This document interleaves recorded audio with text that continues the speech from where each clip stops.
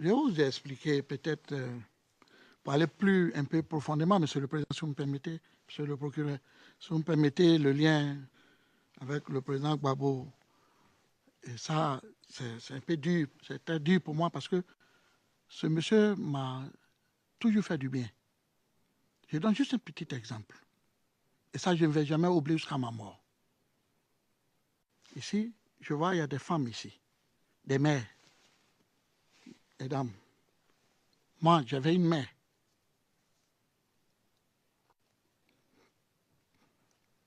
qui ne se supportait pas bien, qui était malade, qui était obèse, elle faisait près de 180 kilos, 190 kilos.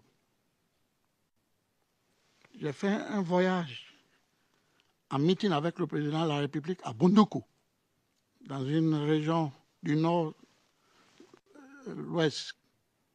On était à table en train de manger avec le président lui-même. J'étais assis en face comme ça, j'étais assis là, je mangeais, lui était en face de moi. Et il y avait ses conseillers, ses ministres. Lorsque j'ai reçu un coup de téléphone, venait d'Abidjan de mon frère, me disant que ma mère venait d'attaquer une crise, un arrêt cardiaque. Moi, je n'ai rien dit au président. Mais le coup de téléphone avait changé mon comportement et mon visage. Le président a senti que je n'allais pas bien, qu'il y avait un problème. Il m'a demandé, je lui ai expliqué. Il s'est levé comme un homme qui était sensible à ce qui m'arrivait. Et automatiquement, il a donné l'ordre à son médecin qui s'appelait Dr Blé de rentrer en contact urgemment avec mon frère et de faire partir une ambulance pour prendre ma mère et aller la sauver. Ça a été fait en moins de 10 minutes. On l'a amenée à la plus grande hôpital d'Abidjan, à Pisa. Et elle a été sauvée. Tout le temps qu'elle était là-bas, elle était à traiter. C'est lui qui s'occupait d'elle. Je ne peux jamais oublier ça. Jamais, ma mère, je ne peux jamais oublier. Elle est décédée il y a 2 ans. Et avant de mourir, elle m'a dit, elle est morte dans ma main à 2h, 3h du matin. Elle m'a dit, ce monsieur, je le bénis. Je ne le laisse jamais tomber. Je ne le laisserai jamais tomber. Juste pour ma mère. Jamais, je vais le laisser tomber. Ce n'est pas un criminel que je veux que tout le monde le sache. C'est vrai, il y a eu la crise, il y a eu des morts. C'est vrai, mais ce n'est pas planifié. C'était dans une crise. Je vous donne un exemple. Quand il a été arrêté le 11 avril, il y a eu 1000 morts un seul jour à l'ouest par la population qui supportait. Mais Alassane n'a pas ordonné ça. Le président Alassane n'a pas planifié ça. C'est dans le désordre. Cela est arrivé, c'est dans le désordre. Et je souhaiterais profiter, dire au procureur qu'ici, je souhaiterais qu'on centre le vrai débat de la crise et des Ivoiriens qui sont morts, les innocents, qu'on centre. Pourquoi il y a eu ces morts? Est-ce que le président Gbagbo n'a pas pris une bonne décision au moment opportun pour éviter la crise? Parce qu'en face de nous, il y avait des puissances que nous ne pouvons pas affronter. On ne pourrait pas faire la guerre avec eux. Et il fallait prendre une décision. Mais c'est le président qui est le chef. On a tous vu le danger venir. On a tous vu le danger venir. Même Bleu, à la fin, il a vu le danger venir. Il a vu qu'on n'avait plus dessus. On a tout fait pour qu'on puisse se retirer et qu'Alassane vienne et que la Côte d'Ivoire continue et que le débat allait continuer. Mais hélas, nos pouvoirs étaient limités à certains niveaux et on n'avait pas le choix. C'est arrivé ce qui est arrivé. Peut-être ça ne pouvait pas arriver. Ou c'est arrivé, pour nous servir de leçon, on ne le sait pas. Mais il y avait eu vraiment de massacres à ce temps-là. Mais je ne peux pas aller trop dans les détails. Je voudrais que le procureur vraiment m'excuse pour cette scène-là. Je ne pourrais pas supporter, il fallait que je le dise. Parce que là, je suis en train de dire la vérité. Et je suis en train de dire, c'est vrai, le procureur, il cherche à déterminer les responsabilités, les coupables. C'est vrai, c'est son rôle. Et vous êtes là pour mettre de l'ordre dans les violences qui se font dans le monde, pour la crédibilité même de cette institution. Il faudrait que les choses soient faites bien et correctement. Je préfère comme ça. Je préfère que, comme il a dit demain, c'est son dernier jour, que le débat soit centré sur le vrai problème de la crise. Le vrai problème, pourquoi nous sommes ici? Pourquoi les Ivoiriens ont été tués? Est-ce que ce n'est pas parce que le président Gbagbo a voulu affronter la France, l'Union européenne, les autres pays que nous pensons qu'ils étaient, ou parce que les autres avaient déjà dit que tel type était président, il fallait lui céder? C'est là le problème. Je pense que c'est là le président Gbagbo, comme je l'ai dit, peut-être il n'a pas pris la bonne décision pour qu'on se retire, mais lui seul, il le sait. Et vous savez, il est resté jusqu'au dernier jour et c'est ce qui s'est passé. Et je ne pense pas que le président même lui-même, ou moi, ou quelqu'un d'autre en Côte d'Ivoire pouvait imaginer que Sarkozy pouvait prendre et ordonner à l'armée française de loger Gbagbo où il était, même en bombardant le palais. Il y avait des civils au palais, ils sont tous morts, plus de 80 personnes ont été bombardées par l'armée française. Toutes les casernes, partout, on a été affaibli, tout ça, pour affaiblir Gbagbo et le prendre. Et je dis Dieu merci, je remercie Dieu, et je remercie même le ministre d'État, M. Ahmed Bakayoko et Ouattara, ceux qui sont allés prendre le président, puisque la France avait fini de faire le travail pour les appeler. Ils sont venus le prendre, ils pouvaient le tuer. Ils pouvaient le tuer, il n'y a rien. Ils ont tué le président Kadhafi. Il y a eu quoi? Il n'y a rien. C'est la raison la plus forte nous vivons, c'est le système. On pouvait le tuer, mais Dieu merci, ils ne l'ont pas fait. Ils l'ont protégé. Ils l'ont sorti de là-bas, ils l'ont emmené. Ils l'ont emmené à Korogo et de là-bas, ils l'ont emmené ici. Ça, je remercie Dieu que le président reste dans l'histoire de cette crise et qu'il reste dans l'histoire, peut-être, de ce monde. Ça, je suis vraiment très heureux que je le vois ici vivant et en très bonne santé. Je suis content et je suis content aussi pour Blé qu'il ne soit pas aussi tué. On pouvait le tuer, mais ils ne l'ont pas fait. Parce que les Ivoiriens de leur coutume ne sont pas violents. Mais c'est la politique qui a rendu peut-être les Ivoiriens autres. Sinon, les Ivoiriens, je vous ai dit ici, j'ai dit à tout le monde que les Africains, malheur pour eux. Malheur pour eux. Sinon, le noir, les gens de l'Afrique, les noirs, sont la peau noire, monsieur le président. Mais ils sont un cœur blanc, ils sont un cœur plein d'amour, ils sont un cœur plein d'hospitalité, ils sont un cœur de pardon. C'est ça l'homme noir de l'Afrique noire, monsieur le président. Nous ne sommes pas méchants, mais c'est la politique, monsieur le président. Cette politique qui a imposé le système, c'est ça qui est en train de détruire les Noirs et les Africains. Il y a des viols qui se font en Afrique. Les femmes sont violées, elles sont égorgées, elles sont enceintes, ils sont égorgés, monsieur le président en Côte d'Ivoire. Les femmes sont enceintes, ils sont égorgés avec les bébés. Ils sont violés, les bras coupés, il y a tout. C'est tous les Ivoiriens qui ont été victimes, monsieur le président. Il n'y a pas d'Ivoiriens du Nord, il n'y a pas d'Ivoiriens du Sud, il n'y a pas d'Ivoiriens de l'Ouest. On est tous même famille un peu. Et puis en Côte d'Ivoire, monsieur le président, nous sommes un métissage à plus de 80%. Quand je vous dis, ça veut dire un ressortissant du Sud se retrouve au Nord, il marie une du Nord, et celui du Nord vient aussi du marine du Sud. Ils font les enfants. Et je pense que c'est ça même qui a sauvé la Côte d'Ivoire, qui a fait que la crise n'est pas allée loin, parce qu'on est tous, vous allez trouver dans chaque famille, vous allez trouver un bété chez les Djoula, ou chez les Djoula, vous allez trouver un Guéré, ou bien chez les Guéré, vous allez trouver un Ani, ou chez les Ani, vous allez trouver un Apollinaire, ou bien un Gagou. On est comme ça en Côte d'Ivoire. Mais c'est cette sale politique, ce système-là, qui a détruit le pays. Mais je remercie Dieu aujourd'hui que pour nous est passé, peut-être pour d'autres va venir. Et j'espère que la Côte d'Ivoire ne va plus vivre ça. Et aujourd'hui, les choses sont en train de se remettre en ordre. Aujourd'hui, mon parti a accepté de se rejoindre aux autres partis, dans le parti même de Gbagbo, qui est dirigé aujourd'hui par le président Afi, d'aller au dialogue avec le pouvoir pour aller à la réconciliation et calmer. Puisque le président même, quand ils l'ont pris, c'est ce qu'il a dit. Il dit, laissons problème militaire, c'est fini, vous avez gagné, nous allons aller dans le dialogue. Et c'est ce dialogue que nous faisons derrière lui, pour trouver une solution, apaiser tous les Ivoiriens. pour que le pays retrouve sa sérénité. Aujourd'hui, je rends un hommage au ministre d'État Ahmed Bakayoko pour la sécurité qui a été mise aujourd'hui en place. La Côte d'Ivoire se retrouve. C'est vrai que ce n'est pas 100%, mais ce n'est pas facile pour un pays où il y avait trop d'armes qui étaient distribuées. Aujourd'hui, la sécurité est en train de se mettre en ordre. Et ça, je remercie. Et aujourd'hui, le pays est en train d'avancer. La seule chose qui nous reste aujourd'hui, c'est la réconciliation, Monsieur le Président. La réconciliation est très importante. C'est vrai qu'aujourd'hui, Alassane est là. Mais si on n'a pas fait la réconciliation avant le départ d'Alassane, qu'est-ce qui va encore arriver à la Côte d'Ivoire? Et la réconciliation, ça va passer forcément aussi par le président Gbagbo. Merci, Monsieur le Président. Merci, Monsieur le Procureur. Malheur pour eux.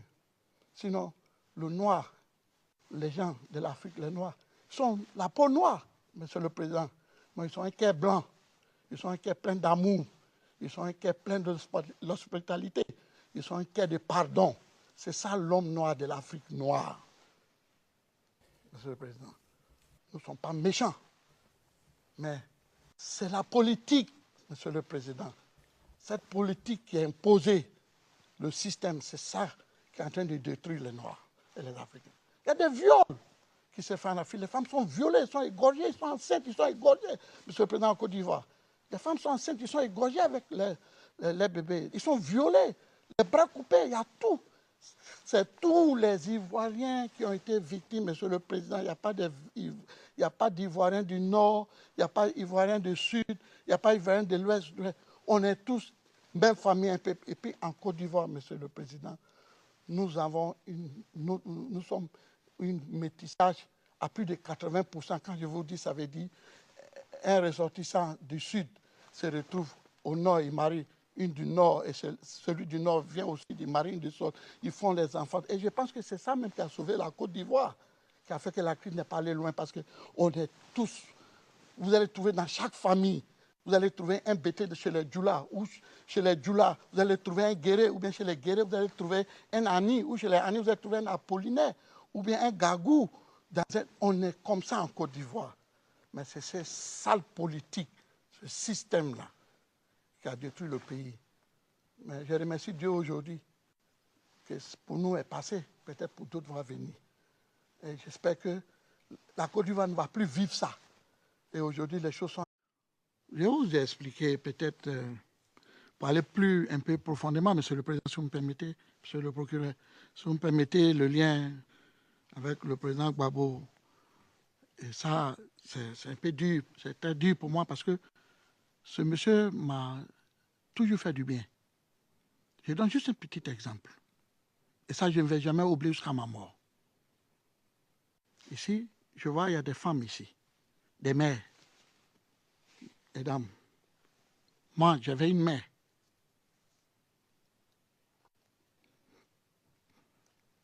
Qui ne se portait pas bien, qui était malade, qui était obèse, elle faisait près de 180 kilos, 190 kilos. J'ai fait un voyage en meeting avec le président de la République à Bondoukou, dans une région du nord-ouest. On était à table en train de manger avec le président lui-même. J'étais assis en face comme ça, j'étais assis là, je mangeais, lui était en face de moi. Et il y avait ses conseillers, ses ministres. Lorsque j'ai reçu un coup de téléphone, venait d'Abidjan de mon frère, me disant que ma mère venait attaquer une crise, un arrêt cardiaque. Moi, je n'ai rien dit au président. Mais le coup de téléphone avait changé mon comportement et mon visage. Le président a senti que je n'allais pas bien, qu'il y avait un problème. Il m'a demandé, je lui ai expliqué. Il s'est levé comme un homme qui était sensible à ce qui m'arrivait. Et automatiquement, il a donné l'ordre à son médecin qui s'appelait Dr Blé de rentrer en contact urgemment avec mon frère et de faire partie. Il fallait lui céder. C'est là le problème. Je pense que c'est là le président Gbagbo, comme je l'ai dit, peut-être il n'a pas pris la bonne décision pour qu'on se retire, mais lui seul, il le sait. Et vous savez, il est resté jusqu'au dernier jour et c'est ce qui s'est passé. Et je ne pense pas que le président même lui-même, ou Blé, ou moi, ou quelqu'un d'autre en Côte d'Ivoire pouvait imaginer que Sarkozy pouvait prendre et ordonner à l'armée française de loger Gbagbo où il était, même en bombardant le palais. Il y avait des civils au palais, ils sont tous morts, plus de 80 personnes ont été bombardées par l'armée française. Toutes les casernes, partout, on a été affaibli, tout ça, pour affaiblir Gbagbo et le prendre. Et je dis Dieu merci, je remercie Dieu, et je remercie même le ministre d'État, M. Ahmed Bakayoko, et Ouattara, ceux qui sont allés prendre le président, puisque la France avait fini de faire le travail pour les appeler. Ils sont venus le prendre, ils pouvaient le tuer. Ils pouvaient le tuer, il n'y a rien. Ils ont tué le président Kadhafi. Il y a eu quoi? Il n'y a rien. C'est la raison la plus forte nous vivons, c'est le système. On pouvait le tuer, mais Dieu merci, ils ne l'ont pas fait. Ils l'ont protégé. Ils l'ont sorti de là-bas, ils l'ont emmené. Ils l'ont emmené à Korogo et de là-bas, ils l'ont emmené ici. Ça, je remercie Dieu que le président reste dans l'histoire de cette crise et qu'il reste dans l'histoire, peut-être, de ce monde. Ça, je suis vraiment très heureux que je le vois ici vivant et en très bonne santé. Je suis content et je suis content aussi pour Blé qu'il ne soit pas aussi tué. On pouvait le tuer, mais ils ne l'ont pas fait. Parce que les Ivoiriens de leur coutume ne sont pas violents. Mais c'est la politique qui a rendu peut-être les Ivoiriens autres. Sinon, les Ivoiriens, je vous ai dit ici, j'ai dit à tout le monde que les Africains, malheur pour eux, une ambulance pour prendre ma mère et aller la sauver. Ça a été fait en moins de 10 minutes. On l'a amenée à la plus grande hôpital d'Abidjan, à Pisa. Et elle a été sauvée. Tout le temps qu'elle était là-bas, elle était à traiter. C'est lui qui s'occupait d'elle. Je ne peux jamais oublier ça. Jamais, ma mère, je ne peux jamais oublier. Elle est décédée il y a 2 ans. Et avant de mourir, elle m'a dit, elle est morte dans ma main à 2h, 3h du matin. Elle m'a dit, ce monsieur, je le bénis. Je ne le laisse jamais tomber. Je ne le laisserai jamais tomber. Juste pour ma mère. Jamais, je vais le laisser tomber. Ce n'est pas un criminel que je veux que tout le monde le sache. C'est vrai, il y a eu la crise, il y a eu des morts. C'est vrai, mais ce n'est pas planifié. C'était dans une crise. Je vous donne un exemple. Quand il a été arrêté le 11 avril, il y a eu 1000 morts un seul jour à l'ouest par la population qui supportait. Mais Alassane n'a pas ordonné ça. Le président Alassane n'a pas planifié ça. C'est dans le désordre. Cela est arrivé, c'est dans le désordre. Et je souhaiterais profiter, dire au procureur qu'ici, je souhaiterais qu'on centre le vrai débat de la crise et des Ivoiriens qui sont morts, les innocents, qu'on centre. Pourquoi il y a eu ces morts? Est-ce que le président Gbagbo n'a pas pris une bonne décision au moment opportun pour éviter la crise? Parce qu'en face de nous, il y avait des puissances que nous ne pouvons pas affronter. On ne pourrait pas faire la guerre avec eux. Et il fallait prendre une décision. Mais c'est le président qui est le chef. On a tous vu le danger venir. On a tous vu le danger venir.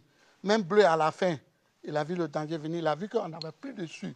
On a tout fait pour qu'on puisse se retirer et qu'Alassane vienne et que la Côte d'Ivoire continue et que le débat allait continuer. Mais hélas, nos pouvoirs étaient limités à certains niveaux et on n'avait pas le choix. C'est arrivé ce qui est arrivé. Peut-être ça ne pouvait pas arriver. Ou c'est arrivé pour nous servir de leçon, on ne le sait pas. Mais il y avait eu vraiment de massacres à ce temps-là.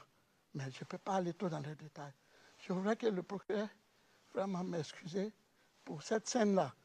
Je ne pourrais pas supporter, il fallait que je le dise.